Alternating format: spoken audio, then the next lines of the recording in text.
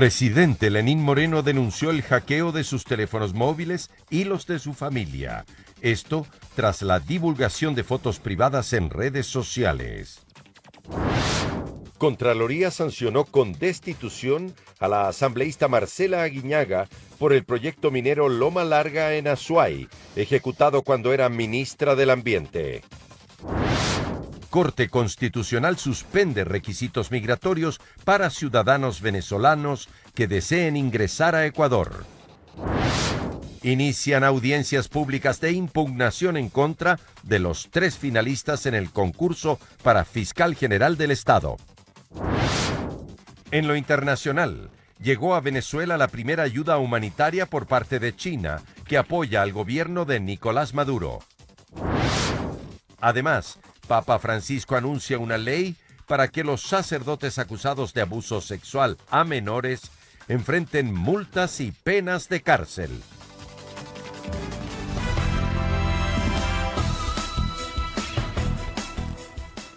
Viernes 29 de marzo del 2019, amigos, es un gusto estar nuevamente con ustedes aquí en Emisión Estelar del Comercio TV con lo más destacado en esta jornada. Es un privilegio trabajar para ustedes. Aquí iniciamos. El presidente de la República, Lenín Moreno, calificó de inescrupulosa la exhibición de imágenes privadas de él y su familia en las redes sociales. De su lado, la Asociación Ecuatoriana de Radiodifusión mostró su respaldo al primer mandatario.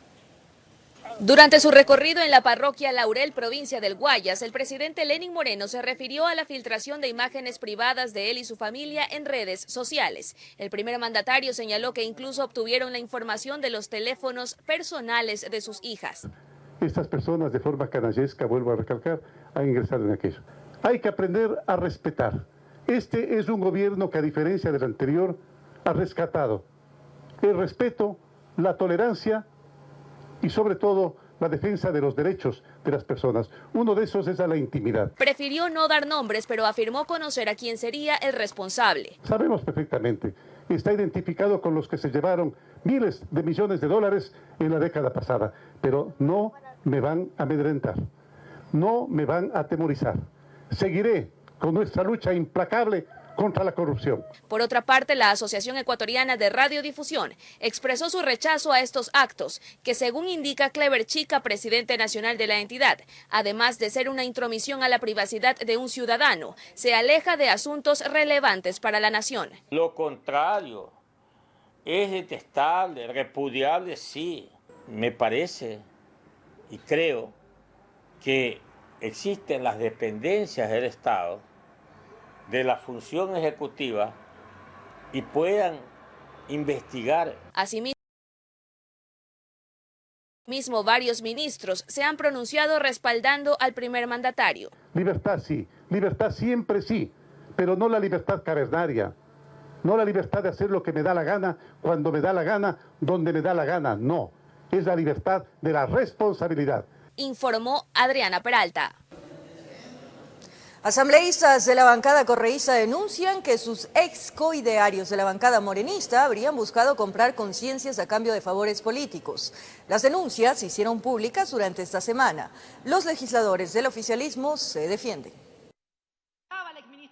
La denuncia la hizo pública la correísta Verónica Guevara en la sesión del pasado martes. Acusaba a sus ex coidearios de la bancada morenista de haber ofrecido puestos en el sector público a cambio de que se mantengan dentro del bloque oficialista. Hablan que no comparten los actos de corrupción y que por eso no están con nosotros. Se le ha olvidado pues a Jimena Peña cuántos cargos nos mandaron a ofrecer para que nos vendamos y traicionemos al pueblo ecuatoriano y traicionemos a la revolución ciudadana. 3 días después, Guevara se ratifica en sus denuncias y las amplía. Dice que fue en 2017, en medio de una reunión con el presidente Lenín Moreno, donde se habría denunciado estas actitudes, pero que nada se hizo al respecto.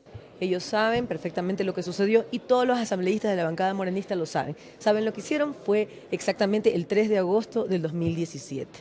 llegaron a los despachos de todos los asambleístas a ofrecerle cargo y me ratifico en lo dicho. La acusada se defiende. Jimena Peña afirma que nada tiene que ver con estas acusaciones y que espera que sea la misma legisladora correísta a la que se retracte. Jamás he hablado con la asambleísta Guevara sobre ese tema. Si ella recibió mensajes, debería aclarar quiénes fueron las personas, quiénes fueron los personajes que le hicieron esas ofertas. Desconozco absolutamente y rechazo totalmente esas acusaciones que no tienen pero sustento alguno.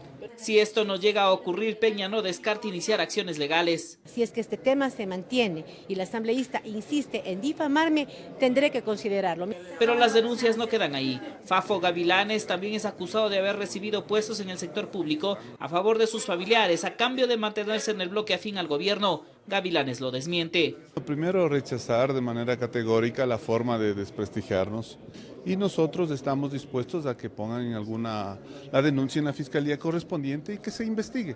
Verónica Guevara asegura que se analiza la interna del bloque correísta para definir si esta denuncia es presentada ante la fiscalía, informó Javier Gallo. La Contraloría General del Estado dispuso la destitución de la asambleísta Marcela Aguiñaga. La entidad de control determinó responsabilidad administrativa culposa cuando se desempeñaba como ministra del Ambiente. La decisión de la Contraloría General del Estado se tomó en base al examen especial efectuado al proyecto minero Loma Larga. En el oficio con fecha 27 de marzo de 2019, la entidad de control determinó responsabilidad administrativa culposa en la que habría incurrido cuando era ministra de Ambiente la actual asambleísta Marcela Aguiñaga. Aguiñaga estuvo al frente de dicha cartera de Estado entre noviembre de 2007 a noviembre de 2012. Según el informe de la entidad de control, no se establecieron medidas coordinadas con el Ministerio Sectorial en referencia a la intersección del corredor biológico del Área Nacional de Recreación Quinzacocha con las concesiones mineras Cerro Casco y Río Falso, lo que llevó a que las autorizaciones para las actividades mineras se mantengan vigentes sin considerar que el espacio ya estaba destinado como área protegida. En base a los antecedentes expuestos, la Contraloría dispuso la destitución de la asambleísta Marcela Aguiñaga y una multa de $5,840. La respuesta del asambleísta de la bancada correísta, que tiene 30 días para ejercer su defensa, no demoró. En su red social Twitter señaló: hay bajezas, canalladas y luego están las actuaciones del pesquisa pseudo contralor Celi. Este servil cumpliendo la agenda de persecución contra la bancada de la Revolución Ciudadana. Hoy pretende destituirme como ministra de manera absurda e ilegal. Se pregunta, ¿tanto miedo nos tienen? En Quito informó Iván Casamen. Una investigación del portal Miami Herald revela vinculaciones entre propiedades millonarias y John Pollitt, hijo del excontralor general Carlos Pollitt, quien se encuentra prófugo de la justicia en Miami. La investigación del portal estadounidense Miami Herald revela que el nombre de John Pollitt, hijo del ex Contralor General de la Nación Carlos Pollitt, figura en la compra de 3 propiedades millonarias ubicadas en el sur de Miami, en los Estados Unidos. El costo total de estos bienes están avaluados en $7 millones y su compra fue hecha a través de compañías. La primera propiedad se trata de una mansión lujosa ubicada en Coral Gables con un costo de $3.4 millones. Esta se habría adquirido en febrero del año 2016. Las otras 2 propiedades son 2 edificios destinados para el uso de oficinas, la una avaluada en $1.8 millones y comprada en el año 2013, la otra en $2.67 millones, adquirida en junio de 2016. Tanto John como Carlos se encuentran prófugos de la justicia tras ser sentenciados, el padre a 6 y el hijo a 3 años de cárcel por el delito de concusión en el caso de corrupción con la constructora brasileña Odebrecht. El exfuncionario y su hijo deben pagar al Estado por perjuicios $40.4 millones. Ante esta publicación del portal estadounidense, el excontralor Pollitt se pronunció en su cuenta de Twitter. Rechazo las interpretaciones a nota publicada hoy en el portal Miami Herald, donde se insinúa sin prueba alguna que mi hijo John es propietario de lujosas mansiones en Estados Unidos. Mi hijo John no es propietario de ninguna propiedad. Los bienes que tiene son fruto de su trabajo. Este es un esfuerzo más de involucrarme en el escándalo de Odebrecht. Como no me han encontrado nada, ahora van por mi familia. Informó Valeria Navarro. La Contraloría General del Estado y la Fiscalía podrían intervenir para determinar responsabilidades por las fallas en la página web que no permitió a la ciudadanía tener información sobre los resultados de las votaciones. Las críticas al sistema informático utilizado para la transmisión de resultados en la página web el día de las elecciones generó las primeras reacciones en el Consejo Nacional Electoral. El consejero José Cabrera fue quien puso el tema sobre la mesa del debate. El sistema de escrutinio se siguió transmitiendo normalmente. Ahí no hubo ninguna novedad. El proceso ha sido transparente. Aquí no ha habido cosas raras. Sí, hubo un problema en la página web. Lo que evidenciaría la necesidad de dar de baja el sistema con que cuente el Consejo Nacional Electoral para futuros comicios. A 5 meses de un proceso hubiera sido una irresponsabilidad cambiar el sistema informático. Se le hizo es mejorar, se aumentó los logs informáticos justamente para que quede huellas en caso de estos problemas. Y para el proceso que vendrá en el 2021, obviamente ese sistema informático tendrá que cambiar. Tema que no se descartaría a instancias de control. La titular del CNE, Diana Tamaín, está a la espera de la entrega de 2 informes para iniciar acciones. Una vez que se conozca sobre esos informes, se procederá a pedir a Contraloría para que haga una auditoría urgente especial. También no se descarta la posibilidad de pedir una auditoría internacional sobre el sistema informático y tampoco se descarta la posibilidad de que en estos días se decida poner en conocimiento de la Fiscalía dependiendo de cómo nos entreguen los informes técnicos. Se registró un pequeño roce verbal entre el consejero Cabrera y el vicepresidente Enrique Pita. Desde el 2009, se acordarán ustedes, que bajaban los votos en vez de subir y luego volvían a subir.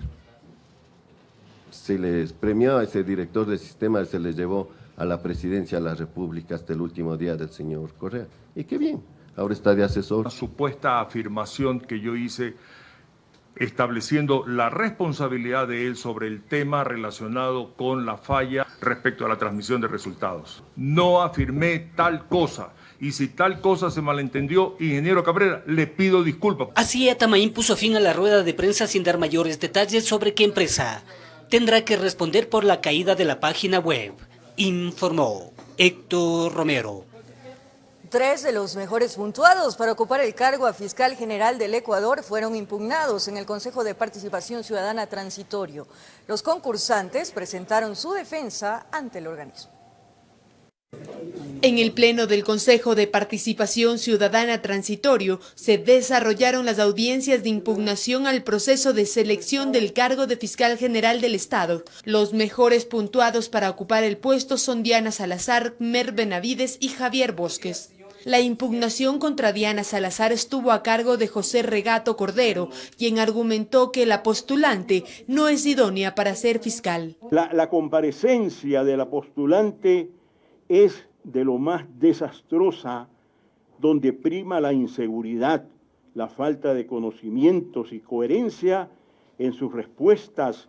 A esto Salazar respondió: durante mi ejercicio profesional jamás he perdido ningún caso. Todos los casos han sido de éxito. Sí, nerviosa, por supuesto, porque yo me preocupo de hacer bien las cosas y de llegar a tener éxito. Regato también alegó sobre una irregularidad en el caso FIFA Gate, que fue respondido por la concursante, sobre las calificaciones de Salazar y su cercanía con el presidente de la República, Lenín Moreno. El presidente de la República designa porque así manda la ley. Sin embargo, Diana Salazar no ha tenido reparo en actuar cuando así ha tenido que hacerlo. Prueba de ello está el caso de la ex vicepresidenta de la República, en donde la Unidad de Análisis Financiero y Económico tuvo su accionar. Contra el postulante Mer Benavides, que ocupa el segundo lugar en calificaciones para el cargo, impugnó el abogado Diego Chimbo, quien sustenta que Benavides le negó el derecho a la defensa en un caso del 30S. ¿Por qué lo impugno? Porque si administrando justicia se atrevió a vulnerar el derecho a la defensa, a dejar abandonado un recurso, a no dejar intervenir un abogado defensor, ¿qué puede hacer con el poder persecutor del Estado? Contra Benavides también se pronunció Jorge Ortiz, quien sustentó que un hombre que niega la defensa no puede ocupar el cargo de fiscal. A estas acusaciones Benavides respondió: Nunca he cometido ninguna irregularidad. Mi trayectoria como profesional ha sido intachable por más de 32 años. La última impugnación se dio contra Javier Bosques. En esta recta final, al Consejo de Participación Ciudadana Transitorio le quedan 5 días para resolver las impugnaciones. Con esta resolución se podrá conocer quién ocupará el cargo de Fiscal General del Ecuador. Con cámara de Javier Bravo, informó Valeria Navarro. El expresidente de la Corte Suprema de Justicia, Roberto Gómez Mera, considera que uno de los desafíos del nuevo titular de la Fiscalía es actuar sin ninguna presión política. Por su parte, el abogado Marcos Miranda precisó que quien dirige el Ministerio Público debería reabrir los casos que fueron archivados por sus antecesores. La designación de la nueva o nuevo fiscal general de la Nación deberá sustentarse en parámetros que en la década pasada lejos estuvieron de la independencia. Para este expresidente de la Corte Suprema de Justicia, el Ministerio Público debe ser un organismo dirigido sin temor ni favor. Cuando se trata de casos especiales que tienen que ver incluso con la imparcialidad del fiscal general, se nombre, como en los Estados Unidos, un fiscal especial nombrado por el Congreso. Un organismo que ha estado bajo la lupa después de la década de los plenos poderes a través de una constituyente que designó de manera directa a un amigo luego de un concurso de oposición y méritos. Salió el tío y antes de la posesión de Lenín Moreno a su ex asesor. Tendrá en sus manos la obligación de reabrir procesos archivados, inclusive como narcovalija, como casos de chalecos, abrirlos, iniciar investigaciones transparentes, pedir a Contraloría que fundamente. Pero a juzgar de Gómez Mera, el asunto no solo debe quedarse en la autonomía judicial, sino en la contratación de más fiscales. Observa además el pronunciamiento de la actual fiscal encargada, doctora Ruth Palacios, sobre una denuncia formulada por el jefe de Estado en Prosur. Nunca se ha dado un caso en que un fiscal, antes de investigar, decide devolver o no iniciar una investigación. Eso es lo más importante, porque luego, caso contrario, estamos privando a las personas en Venezuela de haber recibido la consultoría de estas personas en Ecuador, de quienes conforman el instituto, sin haber recibido nada. Y eso sí sería un delito en Venezuela. ¿Cómo garantizar que la Fiscalía deje de ser un arma para perseguir opositores o una alfombra para tapar los trapos sucios? Con esta serie de reformas que hay que hacerla y además fortificándola en su organización. Al margen de las interpretaciones, ambos coinciden en que el Ministerio Público debe empezar a trabajar en la recuperación, sino en la limpieza de su imagen, informó Jorge Escobar. Jaime Santos, quien pasó a la etapa de impugnación ciudadana en el concurso de defensor público, no descarta la posibilidad de retirarse porque se siente perjudicado con la calificación dada por la Comisión Técnica.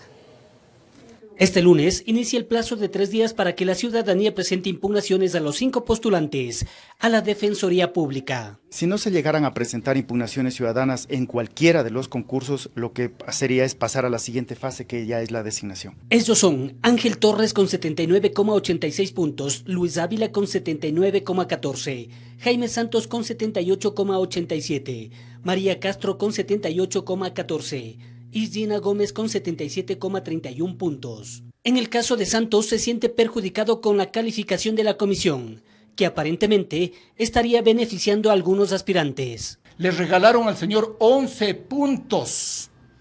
11 puntos.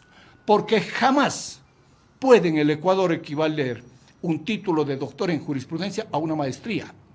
Santos argumenta haber solicitado que se revisen las calificaciones sin tener respuesta alguna. Y lo lamentable es que el Consejo de Participación Ciudadana aprueba ese informe, aprueba esa ilegalidad de la Comisión Técnica Ciudadana.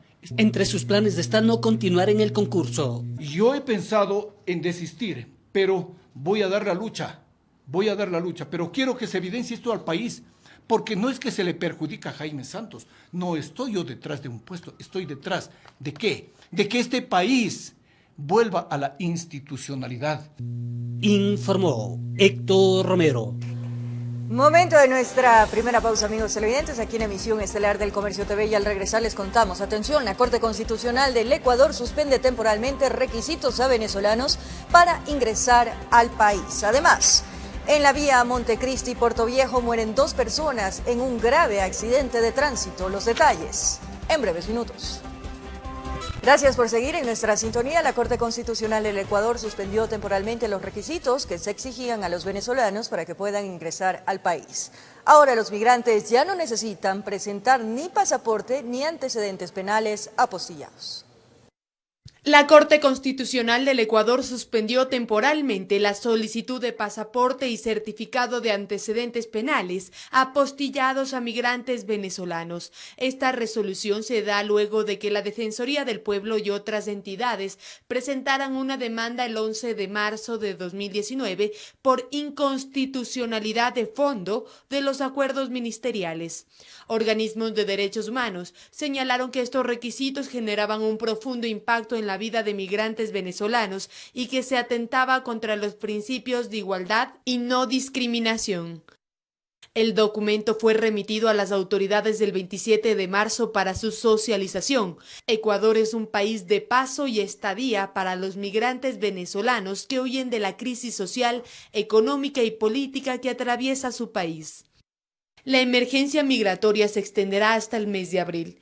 Esta se aplica en las provincias de Carchi, Pichincha y El Oro, donde se ha registrado mayor impacto del flujo migratorio. En los últimos 4 años, 1.3 millones de venezolanos han ingresado al Ecuador. De ellos, solo 250.000 permanecen en territorio nacional. Informó Valeria Navarro. Más de 200 ciudadanos venezolanos esperan impacientes en el puente internacional de Rumichaca a que se haga efectiva la disposición de la Corte Constitucional y se suspenda la solicitud del pasado judicial apostillado. Hasta el cierre de esta edición, funcionarios de migración no permitían el paso si no se presentaba estos documentos, pese a que la normativa exige su inmediata ejecución. El filtro migratorio ubicado en el puente de Rumichaca aún se mantiene, solicitando a los ciudadanos venezolanos el pasado judicial apostillado, pese a que la Corte Constitucional del Ecuador suspende temporalmente esta solicitud de antecedentes penales para ingresar al país. Cientos de ciudadanos venezolanos esperan a que se dé trámite a esta decisión en el lado colombiano. La mayoría insiste que Ecuador es solamente un país de tránsito. Lo que pasa es que el problema es que tenemos aquí 2 días esperando para poder ingresar a Ecuador, ¿verdad? Y entonces aquí nos quieren humillar porque quieren es que uno es que ellos esperen, ¿me entiendes? Aquí hay muchos que tenemos 3 días, ella que está embarazada, o sea, hay personas que tenemos, no tenemos ni cómo alimentarnos porque de hecho aquí todo es en dólares, en pesos, es súper costoso. Según dice que se van a abrir. Estamos con la esperanza de verdad que así sea. Me siento contento de que le hayan abierto el paso para que sigan derecho a su destino, al destino que ellos vayan, pues. Y cómo es posible que en Apiló antecedentes penales apostillados, si en Venezuela no lo están haciendo, están cobrando $100 y pico. Apenas voy llegando ahorita y llevé a mi hija, supuestamente que aquí le exigieron al esposo que tiene que estar casado. Un representante de la Cruz Roja Ecuatoriana realizó un balance de ingreso de migrantes registrado este último día, que es relativamente bajo. Sin embargo, se espera que en las próximas horas la entrada al país se multiplique. Funcionarios de migración han sido claros en mencionar que una vez que la resolución sea elevada al registro oficial, se suspenderá el filtro y se recibirá a los extranjeros en la oficina para sellar los ingresos a Ecuador, pese a que determina un cumplimiento inmediato esta resolución. Se ha visto un poco reducida a referencia con los otros días de la semana. Incluso el número de niños no ha sido tan grande como el que tuvimos en esta semana, en el transcurso de esta semana. Se ha llegado a la conclusión de que tal vez lleguen más personas, a veces vaya el doble o el triple de las personas que están llegando aquí. Sí hay bastantísima gente que claro nos dicen que no les dejan pasar, algunos siguen regresando o están esperando ahí en espera de sus papeles. El flujo aumentará en los últimos días de acuerdo a los mismos migrantes. Miles de venezolanos continúan saliendo de su país, llegan caminando a este lado de frontera, son niños jóvenes, adultos mayores, mujeres, los que buscan mejores días lejos de sus tierras, ahora sin trabas en la frontera. Con imágenes de José Cedeño desde el puente de Rumichaca, informa Miriam Enríquez. El gobierno nacional tiene previsto aumentar la producción de petróleo para este año. El ministro de Energía y Recursos No Renovables, Carlos Pérez, señaló los mecanismos para tomar en cuenta para el efecto. Producir 125.000 barriles diarios de petróleo en el ITT, Ixpingo, Tambococha y Tiputini es la meta que tiene Petroamazonas para este 2019. Actualmente estos campos, que incluyen 4 plataformas de 20 pozos cada una en Tiputini y 2 de las mismas características en Tambococha, producen 72.000 barriles diarios. Estamos por terminar en unos 80.000 barriles, pero nuestra idea es llegar a los 120.000 barriles, como siempre se lo ha manifestado desde el Ministerio. El objetivo anual prevé incluir la producción de 2 plataformas más, que en alrededor de 2 semanas iniciarán sus operaciones en Tambococha y 2 en Ixpingo una vez que se entreguen las licencias ambientales. A decir de Carolina Zurita, ministra encargada del ambiente, esta última acción está en proceso y se realizan inspecciones en el lugar para el efecto. El proceso de licenciamiento, como lo establece la normativa, tiene justamente la necesidad de un levantamiento de un estudio de impacto ambiental para poder con esto establecer un plan de manejo ambiental asociado a los tipos de actividades que se van a desarrollar. Pero no solo que se está a la espera de estas licencias, sino también de la finalización de la central de procesos Tiputini, que ya tiene un 87,57% de avance. Esta obra permitirá que se traten los fluidos, agua, gas y petróleo provenientes de los campos Tambococha y Tiputini. Estas facilidades tienen que estar listas para recibir la producción, que como ustedes conocen viene petróleo, viene sumas importantes o volúmenes importantes de agua que tiene que ser procesado y separado aquí e inyectado en los pozos de inyección que ustedes ven aquí atrás. Señaló que actualmente el Ecuador está produciendo un poco más de 530.000 barriles de petróleo diario. Teníamos la aprobación de la OPEP para 508.000 barriles, pero el Ecuador consiguió ya la aprobación para producir por encima de los 530.000 barriles. Con imágenes de Omar Flores, desde la provincia de Orellana, informó Andrea Orbe. Este viernes se llevó a cabo la audiencia pública en torno al pedido de la Corte Provincial de Justicia para que se aclare si la recomendación de la CIDH en torno al matrimonio igualitario es o no de cumplimiento obligatorio. El juez que lleva la causa en la Corte Constitucional fue recusado. A pesar de ello, la audiencia se realizó. Son varios los recursos presentados en contra del juez de la Corte Constitucional Ramiro Ávila. A él lo habían recusado para que se inhibe de analizar este tema, pues quienes lo denuncian aseguran que Ávila habría adelantado criterio a favor del matrimonio igualitario y eso iba en contra de la transparencia del proceso legal.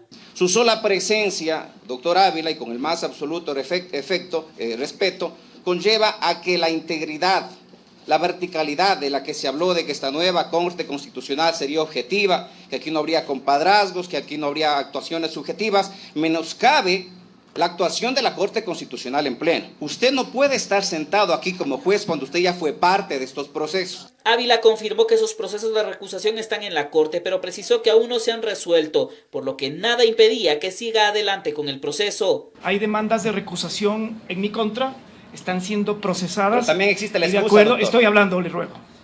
Y de acuerdo al reglamento, la recusación no tiene efecto suspensivo. Aunque esta respuesta es criticada por los abogados actuantes, pues dicen que esta decisión de no dar un paso al costado le hace daño a una corte que se está inaugurando.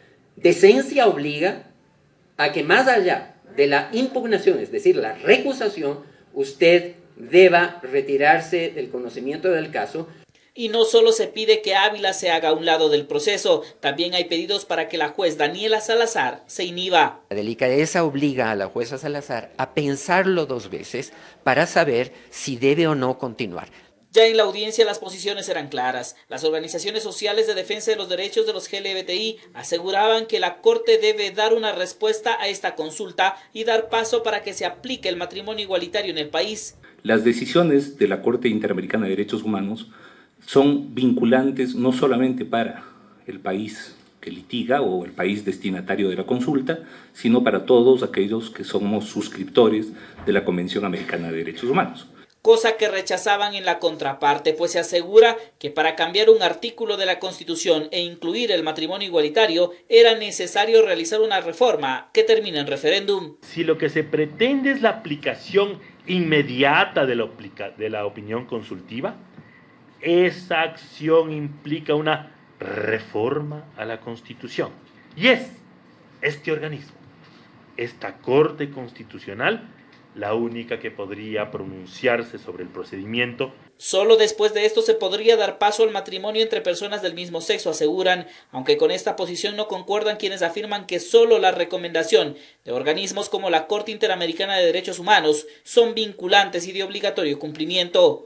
En todo caso, se espera que tras esta audiencia, el juez ponente elabore un proyecto de sentencia que será elevado al Pleno de la Corte Constitucional para su decisión final, aunque aún está pendiente conocer si los pedidos de recusación en contra de los jueces son o no aceptados.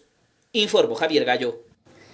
El general Enrique Espinosa de los Monteros fue suspendido en sus funciones mientras se investiga el accidente del helicóptero de aeropolicial. El alto oficial y su esposa eran parte de la tripulación.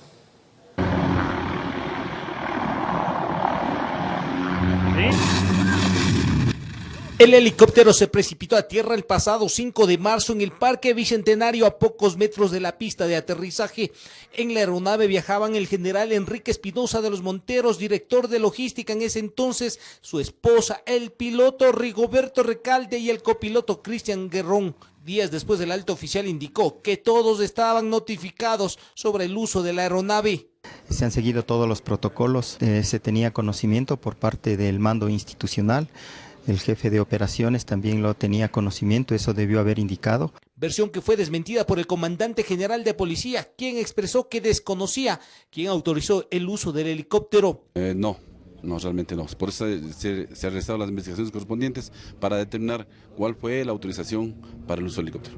El caso no terminó allí. Entre las medidas adoptadas por el accidente con fecha 26 de marzo del 2019, la Dirección General de Personal notificó al alto oficial de la suspensión de sus funciones mientras investiga el accidente del helicóptero de aeropolicial. La suspensión impide que el alto oficial haga uso de su uniforme, cargo, función y mando policial, así como de armas y bienes institucionales. Espinosa de los Monteros fue asignado a labores administrativas en la Dirección Nacional de Educación, cuyo titular es el general Pablo Aguirre. En Quito informó Iván Casamen. En otro ámbito de la información, 2 personas murieron en un accidente de tránsito suscitado en la vía Montecristi y Puerto Viejo. Los detalles en la siguiente nota. El hecho se suscitó cerca de la medianoche en la vía Montecristi Puerto Viejo, en la provincia de Manabí. Un accidente de tránsito al cual le costó la vida a 2 personas de las 5 que se transportaban en un vehículo liviano. Elementos del Cuerpo de Bomberos como de la Comisión de Tránsito del Ecuador se encontraban en la escena. El vehículo de Montecristi para Puerto Viejo, aparecer en la curva Periopista, estrellándose en lo que es en el poste. Sí, Periopista, me imagino de Periopista, se estrelló en el poste y rebotó hacia lo que es la... ¿Habla de 4 heridos? ¿De pronto 4 heridos? No, todos varones en los vehículos. Indica el ECU 911 un accidente en el cual hemos llegado a la colaboración encontrando una pérdida de pista, volcamiento y estrellamiento contra un poste. Autoridades de tránsito aún hacen investigaciones respecto a este caso. Solicitan a los conductores no excedan el límite de velocidad permitido. Tenemos 2 personas fallecidas, 2 personas que se encuentran en una casa asistencial del Cantón Manta y un conductor que abandonó el lugar del accidente. El procedimiento es hacer el levantamiento de cadáver en conjunto con el fiscal de turno del Cantón Montecristi. Los cuerpos fueron trasladados hasta la morgue de Manta. Ahí se determinará con exactitud lo que sucedió. Por su parte, los heridos están en distintas casas de salud. Informó Julio César Saona. Un incendio vehicular quedó registrado en las cámaras del ECU 911 en Guayaquil. Todo ocurrió al norte de la urbe y no se registraron víctimas.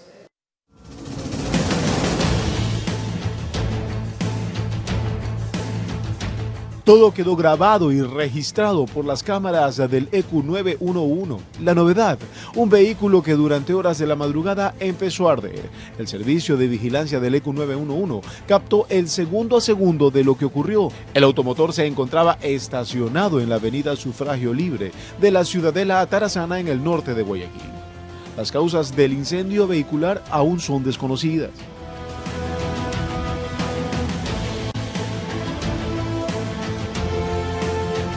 Elementos del Cuerpo de Bomberos llegaron al punto para aplacar las llamas.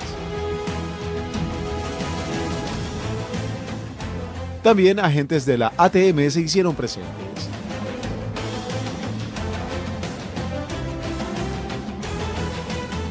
En este incendio no hubo heridos, sin embargo los vecinos de la zona se alarmaron cuando divisaron las llamas.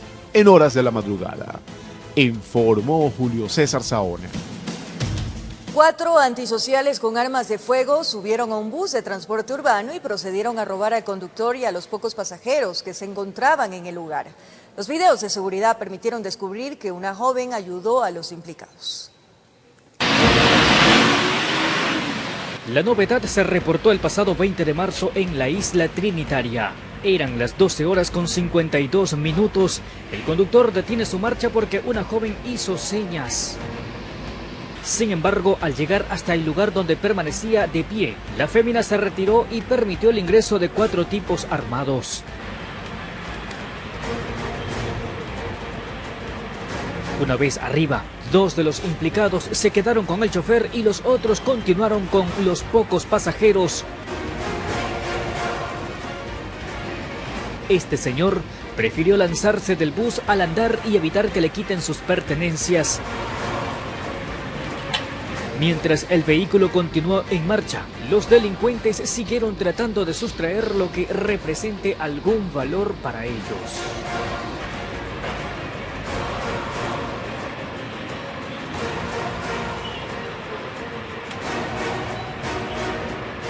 El titular de la cooperativa a la cual pertenece el bus dio a conocer que la mujer que se observa junto al conductor es la esposa del mismo, quien había llegado con la comida y lo estaba acompañando para realizar un depósito. Sin embargo, también se convirtió en víctima de los antisociales. La señora cargaba $300 que iba a depositar en el banco, tenía en su cartera. Tenía además un teléfono inteligente, la señora en teléfono inteligente él. El vocero dio a conocer que no sería la primera ocasión que un bus de transporte urbano es abordado por la delincuencia que estaría operando en la isla Trinitaria. Actúan de una manera ya casi profesional porque se suben, hacen su trabajo en menos de 1 minuto y saben a lo que van. Sorprende todo que pese a la existencia de cámaras de seguridad, los delincuentes continúan operando sin temor a ser identificados. Por ello, se ha procedido a la instalación de otros mecanismos como el botón de seguridad, pero el dirigente del transporte asegura que este dispositivo debe ser instalado en un espacio menos visible. Actualmente se tiene a la mano izquierda, pero a una distancia del conductor del volante que visiblemente el pillo se puede dar cuenta de que está actuando y manipulando el botón. Informó José Morales. 9 personas fueron detenidas y un menor de edad se encuentra aislado tras 2 operativos ejecutados por la CITPROVAC. Los implicados serían parte de agrupaciones delictivas. Este de Guayaquil tenía como objetivo desarticular una peligrosa banda de asaltantes de buses, tarea que les había tomado varios meses hasta lograr la captura de los 6 implicados. Dentro de estos allanamientos que tuvimos con Fiscalía, se pudo obtener una arma de fuego, 2 tricimotos que han sido puestas ya a órdenes también de la autoridad. Los antisociales aparentemente operaban mediante el uso de las tricimotos, cuyo conductor los esperaba cerca de la acción, para luego trasladar al resto de la banda una vez que culminaban con la tarea de robar al interior de las líneas de buses. Mientras uno o varios de la organización subían en los buses, la parte que se dedicaba a la transportación, es decir, de la organización, prácticamente se quedaba al lado del bus, mientras los demás sustraían las pertenencias de los demás. En un segundo operativo en el sur de la ciudad se detuvo a 3 hombres y 2 mujeres, implicados en una banda que presuntamente se dedicaba al robo y expendio de sustancias sujetas a fiscalización. Esta estaba integrada por 4 mayores de edad y por un menor de edad. La organización aparentemente era liderada por las 2 damas que hoy se encuentran en manos de la Fiscalía. Informó José Morales. Una nueva pausa comercial y al regresar les contamos en las noticias del mundo que llegó a Venezuela la primera ayuda humanitaria por parte de China. Además, el Consejo de la Unión Europea convocó a una reunión extraordinaria para tratar el Brexit. Ya regresamos en TVC.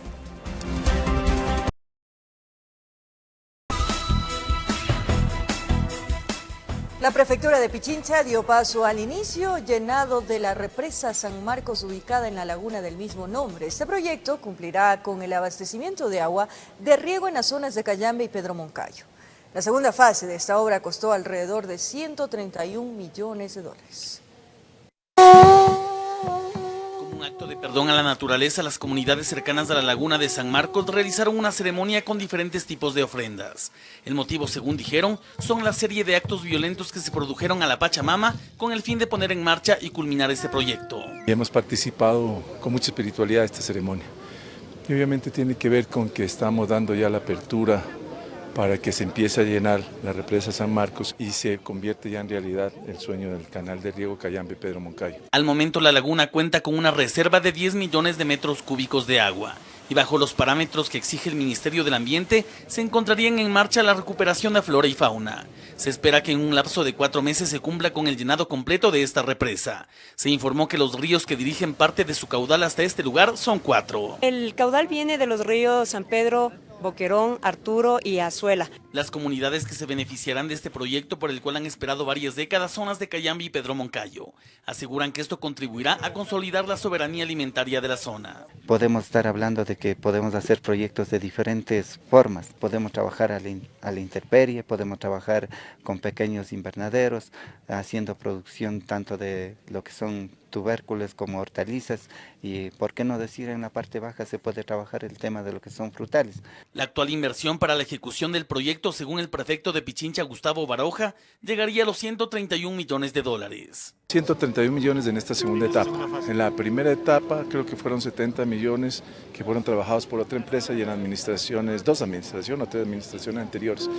En total va a sobrepasar los 200 millones. Como parte de esta obra, la prefectura estaría en la fase de adjudicación de las redes terciarias, que son las líneas que permiten dirigir el agua hacia las parcelas.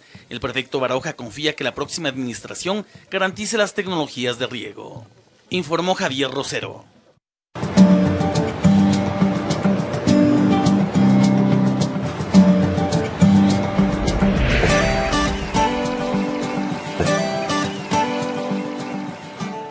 La Ruta de la Paz, el Cementerio de Tulcán y el Museo Paleontológico son algunas de las actividades que usted podrá realizar en el Carchi.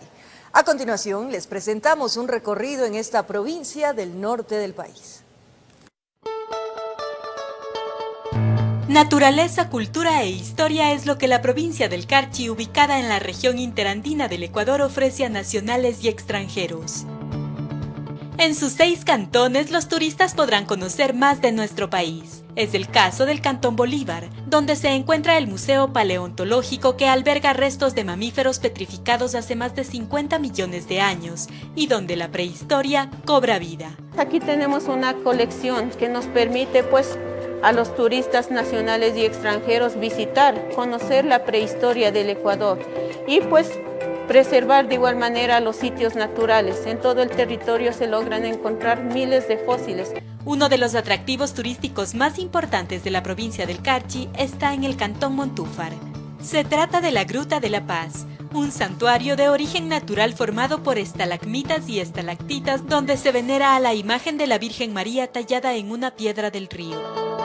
Es un lugar muy bonito, ¿no? Y la verdad me siento fascinada al estar aquí. La combinación de lo religioso con lo natural hacen un conjunto magnífico. En esta provincia también se encuentra el Cementerio de Tulcán, un mágico lugar que fue declarado Patrimonio Cultural del Ecuador y que se ha convertido en un destino favorito para los visitantes del cantón. En las parroquias Chical y Maldonado, los turistas podrán adentrarse en la naturaleza y observar cientos de especies de pájaros en su hábitat. Este es un lugar muy maravilloso donde podemos encontrar una gran cantidad de aves, donde el turista puede sentirse en un ambiente sano, relajado y convivir con lo que es la naturaleza. En la provincia del Carchi hay una infinidad de actividades turísticas en hermosos lugares para disfrutar en familia. Con la realización de Marco Ruiz, informó Sara Naranjo. Así concluye El Comercio TV. Que tengan un buen fin de semana, que lo disfruten. Un abrazo grande.